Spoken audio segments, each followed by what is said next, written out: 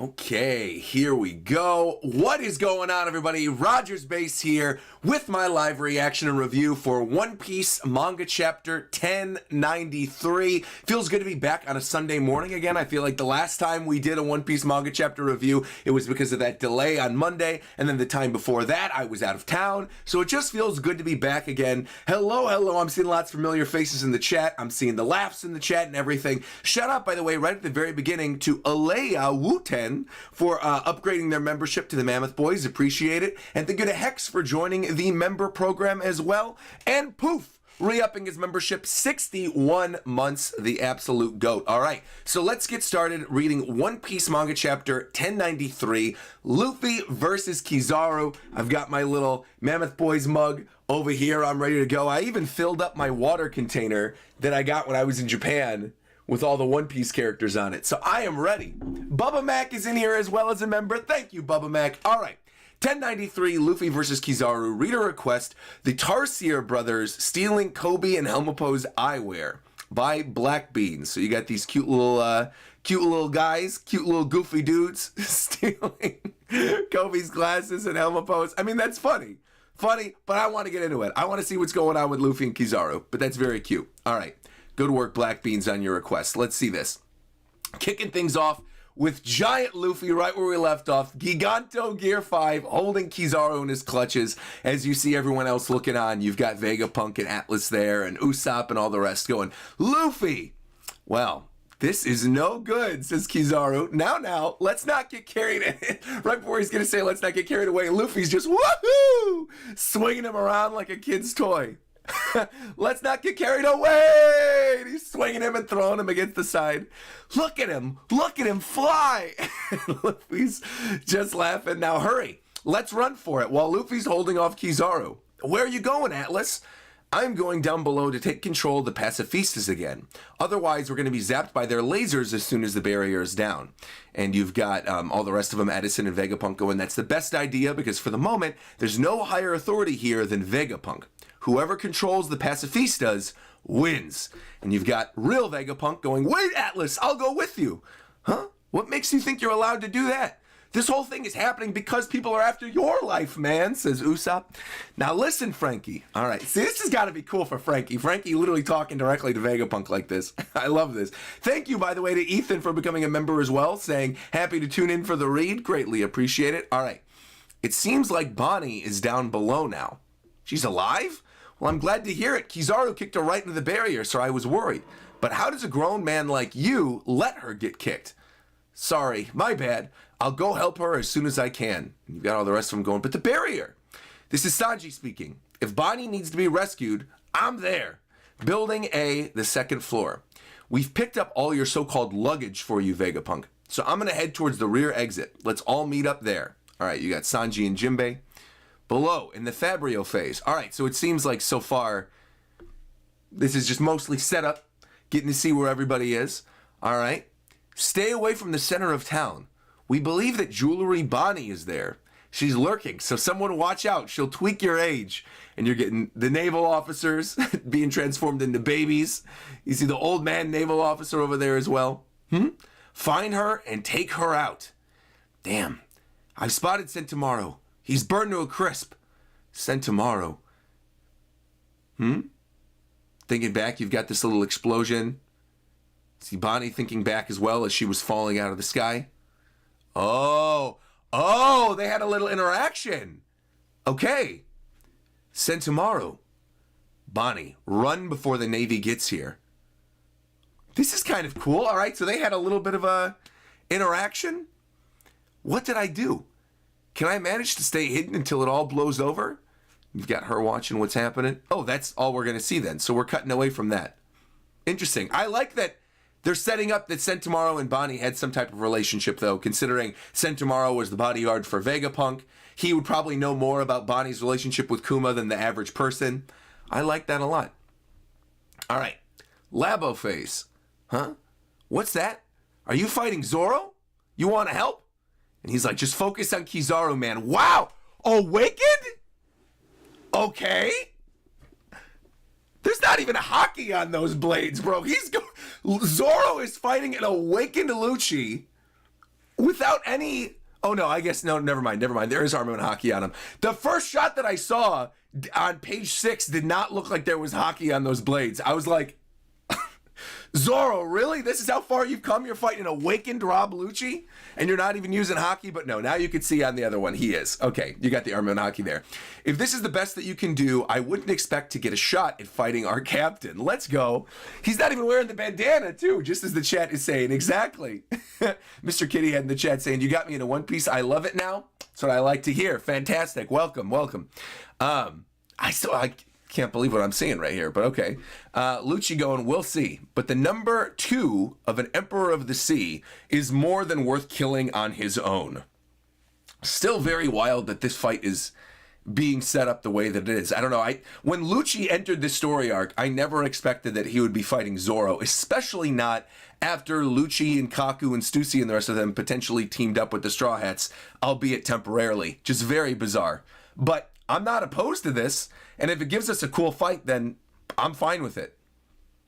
All right, meanwhile, you've got Kizaru. I love the angle of that shot as Kizaru's flying back. Seems to be falling toward the ocean. And you see right as he's about to touch the water, Yasakini, Sacred Jewel, boom, blowing his way back up, turning back into light, zooming his way back over again. Naturally, he's like, I don't want to touch the water. I love that shot of him skimming right over the very top.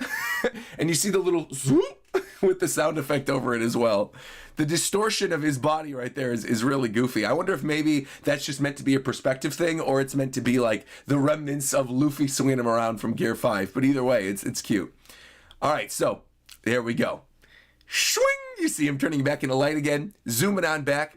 Luffy covering his eyes a little bit, looking on over, trying to see what's happening. Meanwhile, multiple Kizarus, little light clones being shot at Luffy as Luffy's eyeballs are popping out Looney Tunes style. Amano Murakumo sword. Shoom! Right there. Boom, boom, boom, boom, boom. Yow! Luffy's bouncing out of there again. Oh, Gum Gum Dawn Whip. Let's go. Okay, great name for an attack. Swinging against Kizaru. That was a hollow. Which one is the real one? Tricked ya! I also think it's very cute that Luffy is referring to these clones as hollows. It's very, very funny. Because again, his only interaction with stuff like this would have been back in Thriller Bark. This is cute. All right, tricked ya! Gum Gum Dawn Stamp. Boom! Slamming down on Kizaru again with the armament hockey on his foot, slicing through every single one of the light clones of Kizaru. Just 1, 2, 3, 4, 5, 6. Boom! Slamming all of them with the Dawn Stamp. And I love the way that's drawn as well, where you see the Kizaru sword right there to the, with his hands still intact, and all the rest of them just boom, stamped right through with the armament hockey foot. Very cool. Did I get the real one too? And he's looking, but he tricked me. Luffy. And you've got Usopp down there looking up in the sky up at Luffy. Eyeballs still popping out because he sees Kizaru just went right past him. He created all these light clones in front of him while he can go take care of Usopp and Vegapunk and the rest of them. Now that's strange. Wherever could Vegapunk be? So obviously Kizaru a little too late. Nami and Usopp were still there, but there he is. Huh? Wait, hang on. Let me in too, Vegapunk. You got Sanji there. What's gotten into you? You look crazy. Don't you dare touch her, Navy. Hang on, Bonnie. I'm coming to save you. I won't leave that poor little child behind to die. Okay. Meanwhile, Vegapunk sitting inside the Vega tank with Atlas, the two of them in that little, it looks like the Jurassic Park balls, doesn't it? Like in the new Jurassic Park movies, they're in those the little like round container tank things. That's kind of what this reminds me of. I love the design of the wheels though, where they look like almost like little UFOs, and then the weird like rubbery kind of cloud wheel around the side of it too. Very cute. But it definitely reminds me of the Jurassic Park tanks. Also interesting that he's saying here, hang on, Bonnie, I'm coming to save you. I won't leave that poor little child behind. I know there was a lot of discussion about this on some of my previous live streams, and there's been a lot of discussion in the community about it regarding Bonnie. I should probably finish reading the chapter, but I feel like with Vegapunk saying this, and also seeing in that flashback that we saw whenever that was, like 8 or 9 chapters ago when Bonnie was looking at Kuma's memories and Kuma holding up Bonnie, that I'm wondering if maybe Bonnie's true form is actually that of a kid. And it's not like she's grown up and changing the ages, that she's actually like a little kid. And that's why when we saw her in the very beginning of Egghead Island, where she was in the little water tornado, the reason why she was a kid is that's actually her original form. That she's not actually like grown up, or she hasn't been around for a long time. She actually was just like a little kid who's been aging herself up since like the pre-time skip era. And then all the stuff that we've been seeing now. Interesting. Unless Vegapunk like just grew up with her beyond what we saw with the stuff with Kuma and the flashback with little Bonnie. And Vegapunk maybe sees her as like his granddaughter or something kind of along those lines. Just interesting that it's translated as, I won't leave that poor little child behind, as the reference to Bonnie. Very interesting, but let's continue. Okay. Luffy saying, Appleman, don't go into the open. He's gonna kill you. Again, eyeballs popping out. And where do you think you're going, Vegapunk? You see Kizaru about to aim his finger down, shoot some light over at him. But Luffy, oh man, Luffy jumping in front, taking the light, and then the light gleaming out of his eyeball saying it burns, it hurts. He's like, it's staring directly into the sun. The sun god looking directly into the sun. I'm going to go to Lilith. Use the General Frankie to carry the ship. Okay. So again, Vegapunk and Atlas still in the little Vega tank right now. Interesting. That's a kind of scary looking shot though of Luffy tanking that light. And just, you can see it coming out of his eyeballs like that. Oh. All right, so the General Frankie is going to carry the ship instead. Meanwhile, on the coast of Egghead, alert! Dr. Vegapunk has descended from the Labo phase. Partially deactivating the Frontier Dome, reactivating soon. So, okay, Edison's clicking the thing. Attention all pacifistas. Vegapunk has new orders.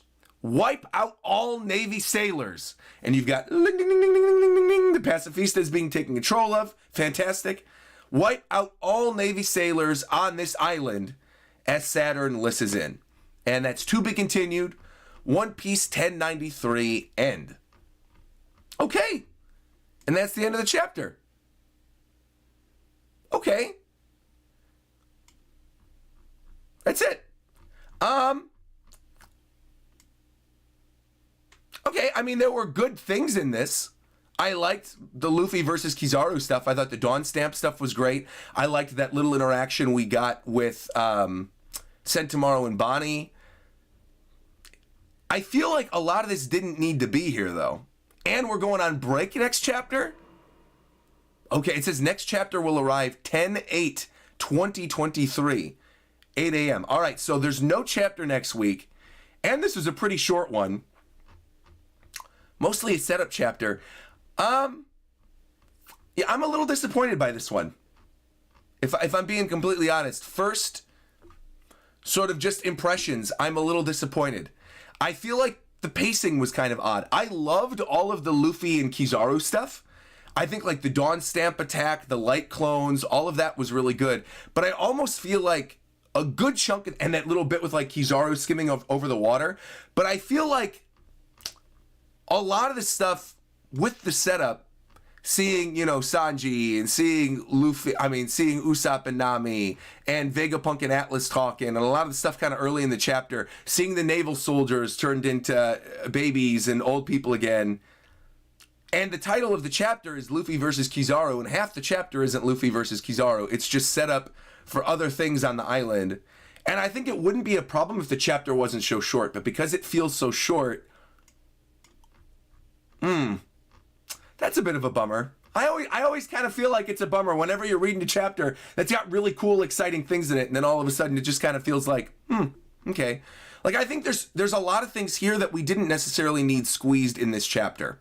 I kind of feel like that bit with Zoro and Lucci, while cool, seeing, you know, Zoro fighting Lucci like this, probably wasn't needed with everything else that was happening with Luffy and Kizaru. I feel like I would have much rather have waited and seen that fleshed out kind of in its own chapter, like in a Lucci versus Zoro kind of chapter, instead of being kind of shoehorned into here and not really being shown in a fight whatsoever. Just kind of flew right through.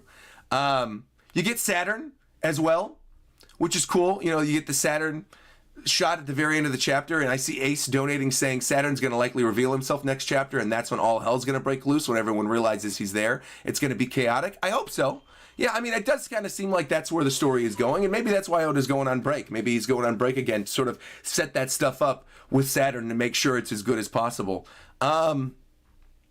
Yeah, I mean, they've gotten control of the Pacifistas again. That's cool. Again, I think the highlights of the chapter, though, for me, were more of Luffy versus Kizaru. I feel like overall, though, just kind of an average setup. There's not really even a lot to discuss on this one. I feel like beyond the little thing I brought up here, like all of this other stuff, there's 2 full pages dedicated to them searching for Bonnie in a short chapter. And I feel like this could have been put in another chapter once Vegapunk actually saves Bonnie, because obviously that's kind of important. Boomer donated and said, yeah, Luffy versus Kizaru is most likely the start of an episode. And Philip said, we told you there wasn't much to be spoiled on this week. I guess that's true. Yeah, I mean, there are hype moments in this chapter for sure. I think my favorite bit still of the whole chapter is Kizaru skimming over the top of the water like that with the Yasukini Sacred Jewel. I think that's probably the best bit. Just because I like seeing the distortion that Oda drew with Kizaru, playing off of the stuff with Gear 5 and using those really cool different angles to draw the manga panels. I think this was cool. Yeah, I think this is cool. Again, I think it's neat to think about where this is leading, which is essentially a little bit more of Luffy versus Kizaru, the Saturn actually showing up as well. Maybe a full fight with Lucci versus Zoro, which could be kind of neat. I think the most imaginative stuff and the coolest stuff, once again, is tied with Gear 5 and tied with Kizaru. I think, you know, Oda is really having fun expanding Luffy's power set with Gear 5, showing off all these different attacks. I love that Dawn Stamp attack, that shot with all the different light clones, I think was great. Kizaru being a little bit of a troll, says Zachary. Definitely. Yeah, I could see that a little bit. Luffy, again, eyeballs kind of popping out. I think the Amano Murakamo sword, too, when Kizaru's pulling the thing out and then you see all the clones in every different direction. Very, very neat. Anime Owl Plus says, well, now that Saturn knows about Gear 5, do you think he's going to know how to tame it even for a little bit? It's a good question. Well, I think obviously the Gorosei know more about Nika and Gear 5 than the rest of the world. And like what Joy Boy and like what the Nika power set could actually be. I am very interested to see if Saturn actually becomes a full-on fight, or if he literally is just there listening to be the witness to all of this and then is going to send this back to headquarters while Luffy and the rest of them escape to Elbaf with Vegapunk. I am wondering if that's going to be the next step of the story, and Bonnie as well. Obviously, Vegapunk doesn't want to leave Bonnie behind, so naturally Bonnie's going to come with too. I am wondering. I do think, obviously, that would be a massive incident. I know they hyped up that there would be a massive incident here on Egghead Island that would rival Ohara. I mean, I feel like a Gorosei witnessing the event, witnessing the kidnapping of Dr. Vegapunk, the lead scientist of the world government, being kidnapped by a Yonko and escaping an admiral, I think it'd be a pretty big deal. I don't know if it would be as big of a deal on the level of the burning of Ohara, though, which is what they were setting up earlier during the story arc. So I do feel like a Gorosei fight is probably imminent, just based on what we're seeing right here. But I am also wondering if maybe that's not necessarily needed right now. Going back to what I was saying during that chapter reaction with Charlie that we did back in Japan for 1090, where you know, there was that whole mention of Elbaf, and they're saying that like that's where we're going next. I am wondering if maybe we are sort of just fast tracking to Elbaf. Don't forget about Caribou. right, of course. Mike isn't in the chat, but see, Mike, man, cool. You got people in the chat still standing Caribou. Yeah, I mean, again, I have learned after Wano and after Whole Cake and some of these longer arcs to not necessarily go in with super high expectations and to expect a lot of things to happen. I think if we set ourselves up for the defeat of a Gorosei, as cool as that would be, if we are expecting a defeat of a Gorosei, I see a likelihood in which a lot of us could be really disappointed, and I don't necessarily want to expect that with where we are at Egghead right now, with how certain things are being rushed. Which again, I'm not opposed to faster pacing. And I actually think all of the Luffy versus Kizaru stuff in this chapter is really good. I feel like my issue with this chapter, which again is kind of a moot point to a lot of people, and again, I enjoyed what was here regardless, so please don't take this as like, oh, the chapter was trash, whatever. That's not the case at all. I just think recently Oda's been kind of on a roll, and I guess his editors have been on a roll too, with keeping things sort of in line with what we're covering per chapter, right? That we have like one or two big revelations, but the chapter is focused solely on that. And I feel like the focus was kind of all over the place with the beginning of the chapter and the middle of chapter this week. Whereas I feel like if it would have just been 10 solid pages of the Luffy versus Kizaru stuff that didn't intercut to Bonnie Sentomaru, that didn't intercut to Lucci versus Zoro, that didn't show like the stuff with Bonnie in the Navy, that didn't have all this other stuff that right now, currently in the story, not saying it's always going to be irrelevant, but right now with where we are, with a fight with Luffy versus Kizaru, is somewhat irrelevant. This is stuff that could be fleshed out in later chapters, and I don't think we necessarily needed it right here. This right here, though, again, as I'm scrolling down, that shot of Kizaru skimming over the water, I think is really cool. And again, seeing more of Gear 5 is excellent. But yeah, overall, I think this is more of a setup chapter than anything else. But I think that he baited us a little bit with the title Luffy versus Kizaru, because I think if that was just a full-on fight the whole chapter, I probably would have felt a little bit better. Or if it would have not been called Luffy versus Kizaru, and it would have been the fleshing out of more of the story. But again, I think overall, I'm not disappointed with the key bit of the chapter, which I think is the important thing, right? That you have a chapter titled Luffy versus Kizaru, and the fact that I think that's the best part of the chapter is a good sign, I feel, because that means he didn't fumble the bag with what I've been waiting for, which is Luffy fighting an admiral and actually going toe-to-toe with one, you know, like whipping him and actually seeing them exchanging blows in an interesting, realistic way, like where we left off last chapter with the Giganto, him holding him in place, throwing him across the sea, Kizaru, you know, creating the light clones, forming himself again, shooting over the water, skimming back, having that fight, and then Luffy pushing back again with the Dawn Stamp, having the one-to-one Kizaru then about to shoot Vegapunk, Luffy jumping in front, burning his eyeballs from the light. All that stuff really good. The choreography of that, I think, could be excellent when spliced together on its own. And I think, again, it's the little stuff in between that is kind of taking away from the pacing of all the fight that's actually there, which is actually really good. Again, the choreography and the pacing of this fight, really, really solid. I think it was just the pacing of everything around it that I had an issue with. But again, yeah, overall, Luffy versus Kizaru, I thought that aspect of the chapter was great. Alejandro donated and said, I'm still under the theory that OG Bonnie died and that Kuma asked the Stella to make a clone of her and that he used his paw powers to put her memories into her. Interesting. You think this Bonnie is a clone? Huh. I wouldn't be entirely opposed to that. I think that'd be a kind of cool direction for the story. That would also maybe go along the lines of Vegapunk, you know, thinking of her almost like a grandchild saying he wants to save that poor little girl. If maybe she was a creation of his, like a clone of the original Bonnie, maybe. I mean, that could be cool. I like that idea. I'm not opposed to it. I wouldn't hate it if it turns out that the Bonnie we know and love is actually a clone this whole time. I wouldn't hate it. But I really do like this a lot. Goldmember also said, I could definitely see the anime putting the entire fight in just one place. Absolutely. Side note from Elizabeth, I really miss Law, but it would probably be a while before we know more of his situation. You're right. Yeah, I don't think we're going to see more of Law anytime soon. Though, hold on, this is a good opportunity for me to show you guys something. And this is something that people have been asking about a lot. Let me show you this real quick. I want to show you. So yesterday on Twitch, I had my buddy Awesome Adam TV come over and we were doing One Piece TCG unboxings. And I want to show you guys something. Just because Elizabeth brought up Law, I want to show you guys something. I now officially have 2 One Piece TCG decks, 2 full decks. Let me show you what I got. So this is my deck.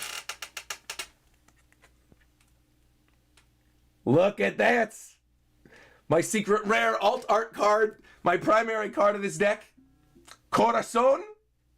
And you can see right over here, my leader card for this deck is my Luffy from my starter deck way back when from Anime Expo. You got people going, Cora, Rocinante, cool. And you can see I sort of made this like a mixed Dressrosa and Film Red deck. So I guess, here, I'll put the camera over here so you guys can see. But I got Film Red Robin, Viola, all the waifus, Beppo, Hollow Beppo, Bartolomeo, let's see, Cavendish, Luffy, some of my base Luffys and Robins and stuff like that, Sanji. And oh, dude, look at this event card. We pulled this yesterday on stream. I thought this was so cool. Look at this event card. Gorgeous. Fire Fist Ace. And then we even got one of the secret rare Dawn cards as well. Check this out. How cool is that? So I'm feeling pretty happy. I upgraded, like I said, I had my initial standard, just regular base deck that I got from Anime Expo a while ago. With this Luffy leader card from that original standard deck. And I wanted to sort of flush it out with cards that we pulled yesterday. And it just so happened we pulled a lot of stuff that went really well with it. The Law card that went with the Beppo, the Film Red cards, which all work with each other and also double as Straw Hat cards, which get bonuses from Luffy as the leader. Plus, on top of that, we also have like the Supernova cards in there, like Bartolomeo. Then I've got Viola in there with that Dawn ability. I love it. And then Corazon, of course, too. I think it's great. Yeah. Really cool. Miguel said I would love to watch unboxing streams. Well, Miguel, if you go on my Twitch, twitch.tv/RogersBase, you can see the VOD of yesterday's stream where we opened up all of these One Piece cards. And the VOD will be available a little bit later today for members here on YouTube as well. So if you don't want to watch on Twitch, that's A-okay. The VOD of the stream from yesterday is getting uploaded for members on YouTube right after this. Yeah. Also, Alejandro Roman came through with the membership and said, since a 5 Elder Star is there, I am wondering, Atlas's cry for help won't work because he has a higher authority chip and they won't know that he's there. By the way, I love your videos. That's maybe also an interesting way to look at it. Maybe it won't work. Maybe because Saturn is there and they're not aware that Agoro Sei is there, that he has one little bit of authority above the pacifistas. Maybe. And they're like, why wasn't this working? And then they have to find him and take him out. That's a really good thought. That's a good thought. I like that. G said, did you see that the strike might be settled today? I hope so. I hope and pray that it is. I would love if the strike is settled today. I hope so. I don't have high hopes, but I want it to be.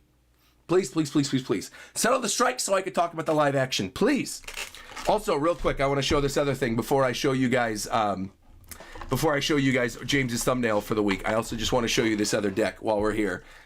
Because when else do I get to show you guys One Piece TCG? So we have my Luffy leader deck, but we also have a Vivi leader deck as well. Check this out.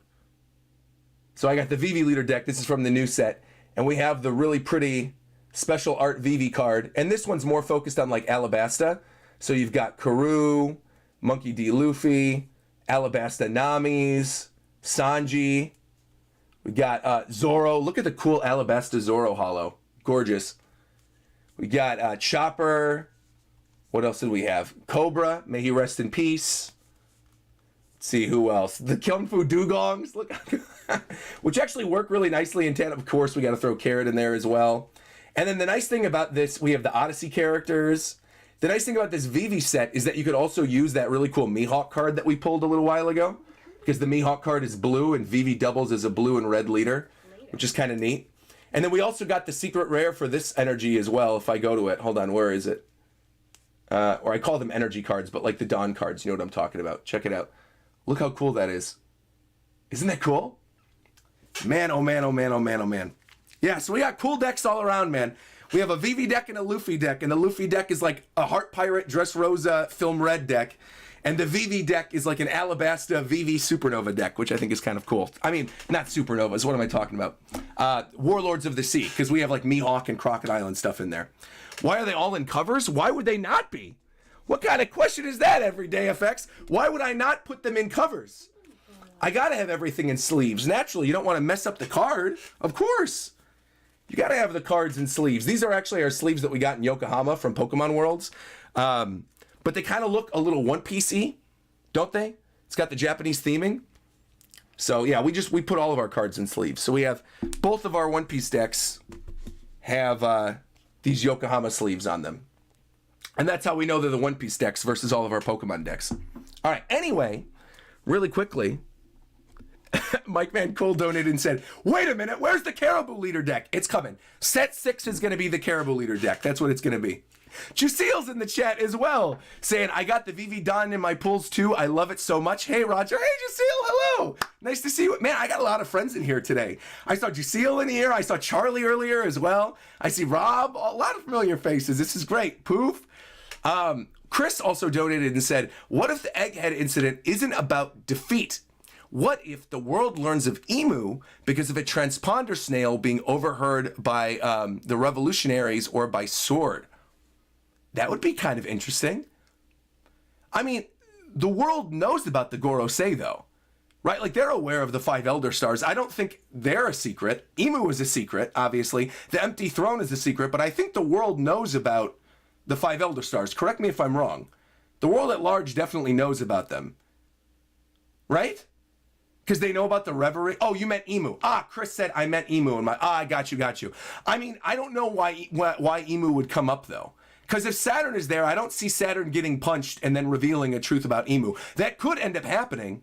And that would be wild if maybe Luffy starts fighting Saturn and Saturn goes, help me, Emu, you're my only hope. And everyone's like, who the hell is Emu? And they're overheard over a transponder snail. But I don't think that's going to be the case. As cool as that would be, I don't think the Emu reveal for the rest of the world is coming just yet. Unless maybe there's something stored on Punk Records regarding Emu, and then Punk Records leaks. And we basically, like, after the end of the Egghead incident, because, Ohara, they destroyed the information of the world. That would be kind of cool with Egghead and all the stuff being set up with Punk Records and Vegapunk Stream to get information of the rest of the world. That would be kind of interesting is what they meant by like an Ohara incident from the Egghead incident is kind of the reverse of what happened in Ohara, right? In Ohara, the information about the world was burned. And in Egghead, the information about the world gets revealed to everybody. That could be kind of cool, actually. I like the reverse of the info leaking out of Punk Hazards, and that being why it's classified as an Ohara type incident, because it's not the destruction of information, it's the sharing of information. I actually really, really like that a lot. I like that a lot. That's a good way to look at it. Juseel also said in the chat that gurgle noise at the end with Saturn meant to me that maybe Saturn's going to transform, which would also be huge news. Totally. I could definitely see that happening as well. If like, I just assumed the gurgle was like, uh-oh, my stomach's rumbling because I'm scared of what's about to go down. I do like the idea that maybe he is about to transform and we're going to see his actual devil fruit form, and maybe he goes all out against Luffy. That would be wild, though, if Luffy has to fight Kizaru and an Admiral at the same time. And Zoro's obviously got his hands full right now with Lucci, so who would take care of Kizaru? Sanji? I don't know about all that right now. Sanji may be end of story versus Kizaru, maybe. But right now, I don't know about all that. I don't know about that. I think they're going to need to escape.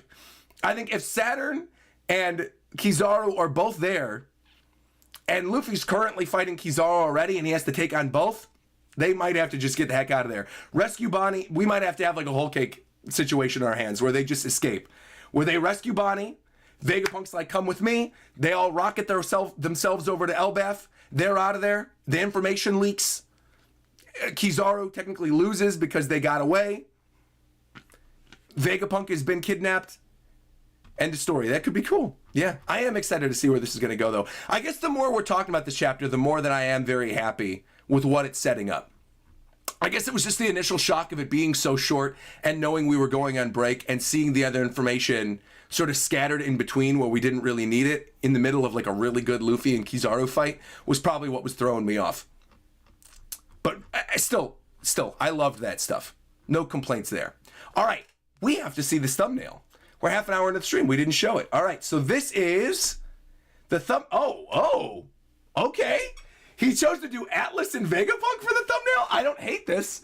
I kind of like them in the little tank. And I guess we just had a couple Kizaru thumbnails, so I'm definitely not opposed to this at all. That's not at all what I was expecting, though. I thought for sure it was going to be the slam of the, what's it called? Of the Dawn Stamp.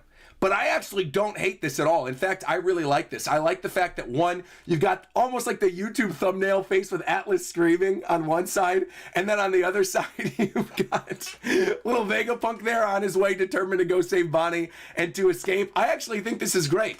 And you know what? It's kind of nice, too, because, again, when you see all the thumbnails side by side, I think it's going to really make it stand out versus some of the other ones. I think that's kind of cool. Yeah, I like this a lot. I like the color scheme he went on with this one too. Like if I open this full screen, I like what he did with the colorization, like a little bit of the pinks and the blues, colors that he wouldn't normally be using. Yeah, I like this. And again, how it's even like the anime lines surrounding Atlas and Vegapunk, I think looks really cool because they look like golden yellow anime impact lines as Atlas is screaming and Vegapunk is driving. Very, very nice. I like the design of Vegapunk. Every time I see Vegapunk, I think he's a goofy little guy. and seeing him drawn out here in full color is just very cool. Now that we have all the color schemes and everything as well. Yeah, spot on. Good work, James. James is just like Oda. Sometimes you never know what you're going to get. True. True. India donated and said Lucci should be fodder for Zoro right now. Again, I was very shocked for that little portion of the chapter in which we got Zoro versus Lucci, and it seemed like for one panel he wasn't even using hockey, didn't have the bandana on, and he's fighting an awakened Devil Fruit Lucci. Can we, I think like, let's touch on that really quickly too. The fact that Zoro is now fighting an awakened Devil Fruit user and is barely trying right now is kind of wild. Especially considering that awakened Devil Fruit user was one of Luffy's main opponents, dating back to the pre-time skip era. To see Zoro versus Lucci in this fashion is truly wild. And I think that's where a little bit of my disappointment with the chapter stemmed from, is because I think I would have loved to have seen that fleshed out in a full chapter by itself. But I almost wonder if we're even going to get that at all, with the pace in which we're moving with Egghead, with now Saturn sort of being aware of what's going on, them activating the pacifistas, them about to save Bonnie. I'm curious as to how much of that we're going to get, because I would not be opposed at all. Give us a full-on chapter after we get back from break, Lucci versus Zoro. Have a full-on fight chapter with the two of them. I would love it. Noel in the chat saying, no bandana, no problem. And Philip said, this is an interesting long message. I just want to read this. This is on the topic of Bonnie, saying, I'm almost 100% sure that Bonnie is not a child. We see her as a definite child in 1063 being carried away by Kuma with no bear ears. And in 1072, she tells Vegapunk that I wasn't born yesterday. Well, I mean, maybe. Maybe. That'd be kind of cool. I mean, I would like if she wasn't. I would prefer that she isn't a kid. I would prefer that she actually is grown, along with all the other supernovas, and that flashback that we saw with Kuma holding her up as a kid was from like when she was a little kid and she was reminiscing.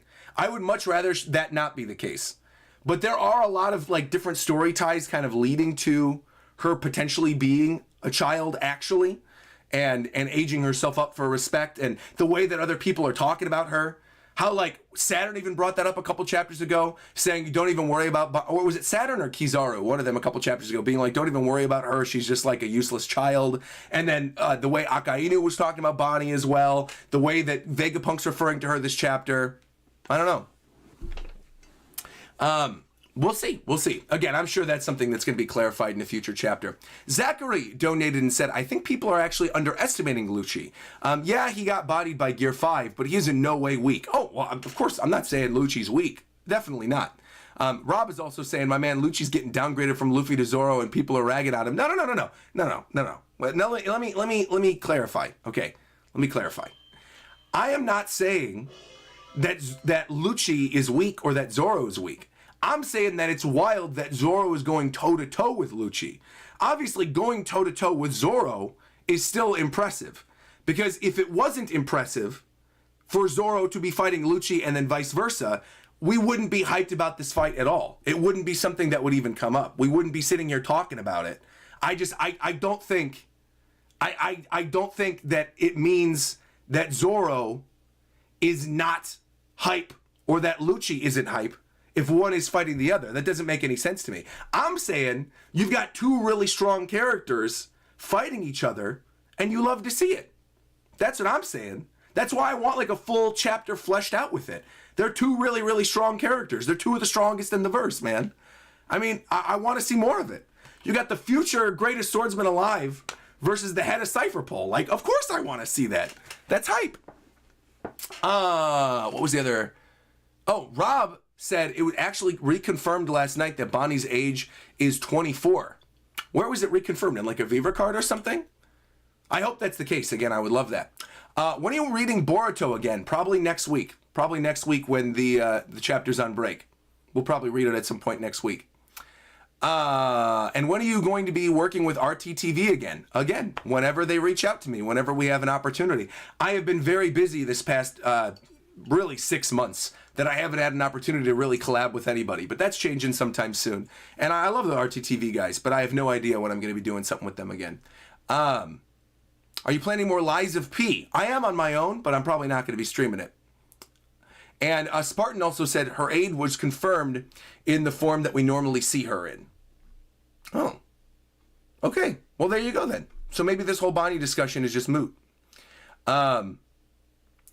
LL Bean, by the way, just donated as well. Greatly appreciate it. Thank you very much.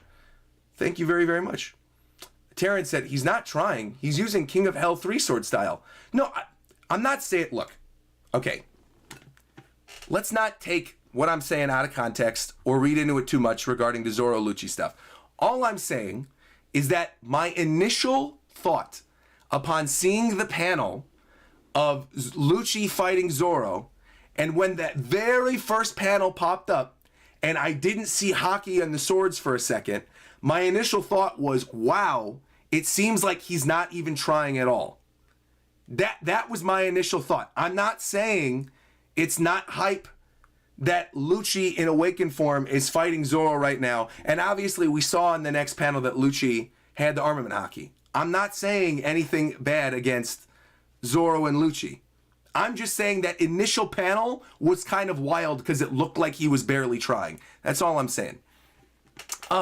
King donated, by the way, first ever super chat from King Raid. Thank you very much for the donation. Greatly appreciated. Nakama. Saying, what if Kuma was actually never the king of the Sorbet kingdom and was just a slave? What if the Sorbet had Uranus and maybe Kuma's race had history with unlocking it?